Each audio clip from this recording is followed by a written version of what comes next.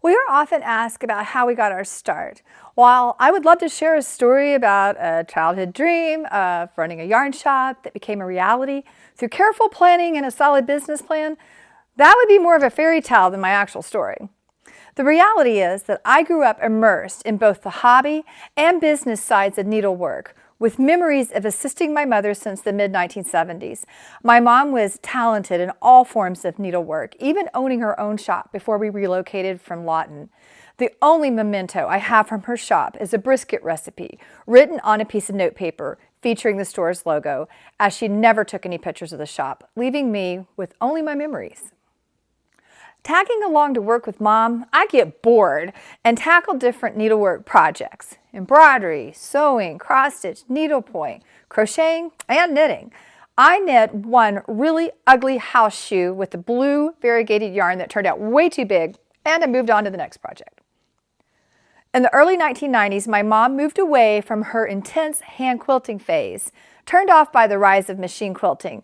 Quick and easy was never her style. Fortunately for everyone, she returned to knitting, a craft she had learned in her early teens from a neighbor named Christine. Her first project was a stuffed monkey, followed by a sweater for her younger brother. Christine, who was German, didn't mess around. Mom always claimed that knitting was the one hobby she continually revisited because it never bored her and always presented new challenges. Like many mothers, she enjoyed knitting for me. I was young and fashion conscious, working at Balliet's while completing my accounting degree. She took me to a yarn shop to select a project, but everything had an old lady vibe. I pleaded with her to buy me a store-bought sweater instead. Undeterred, she asked what kind of sweater I envisioned. Barrack picture sweaters were highly popular back then, and I purchased a Barrack baseball design while working at Balliet's, spending almost an entire month's pay. These sweaters were hand knit back then, and the quality left much to be desired. Mom was mortified whenever I wore it, worried that others might think she had made it. The yarn was awful too. The colors ran badly, nearly ruining the sweater after the first hand wash. So Mom set out to design picture sweaters for me. She could design the sweater shape, but the motifs, that's a different story. That's where I entered the picture.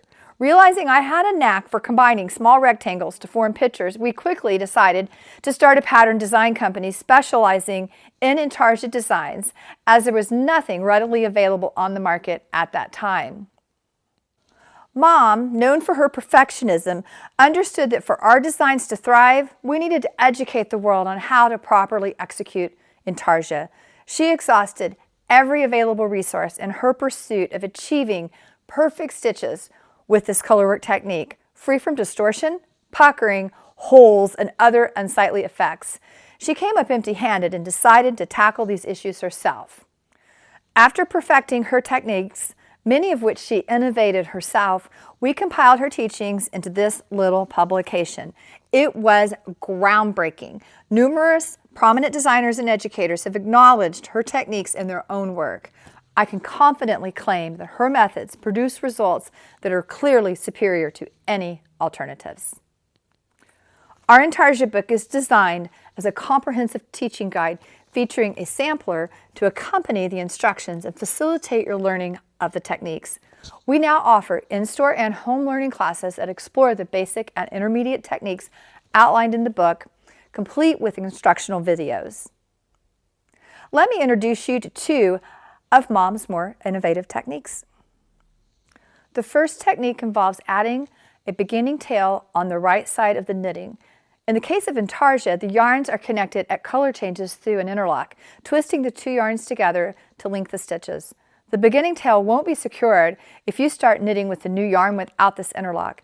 You would either need to catch the interlock on the next row or pull it through when working in the tail. This can be tricky to remember, and forgetting can lead to distortion or even a small hole. Mom devised a more effective method by introducing the yarn with the tail on the right side, ensuring it gets caught in the interlock as it's added. This approach is much simpler. By positioning the beginning tail to the right side, it prevents accidentally picking up and knitting with the tail. In Intarsia, most of the action occurs on the wrong side, so keeping the tails out of the way significantly simplifies the process. Additionally, she would also flip the ending tails to the right side to keep them out of the way too, although this action serves no other purpose. Dealing with all of the ends is arguably the most difficult aspect of Intarsia knitting, and how they are finished is crucial to the end result. We work our tails diagonally across the knitted fabric, splitting through the yarn's plies. Start by splitting through a few stitches in one direction, and then return in the opposite direction along a diagonal line just next to where you previously worked. I won't dive into the specifics of tail directionality for Intarsia as it's a complex topic, but this method is fantastic for most knitting projects.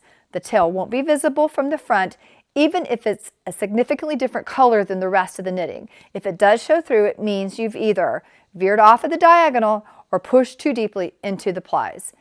Just a few plies are all that's needed. I assure you, the tails will remain secure. By working diagonally, the natural flexibility of the fabric is preserved. For intricate designs, like our 12 Days of Christmas, you can layer tails on top of another, and from the front it will appear perfectly neat, hiding the hot mess happening on the inside. Mastering Intarsia knitting can elevate your skills across all knitting techniques. It challenges you to truly understand the structure of knitting, offering a refreshing perspective. The knowledge gained is invaluable, even if creating motifs and picture patterns isn't for you.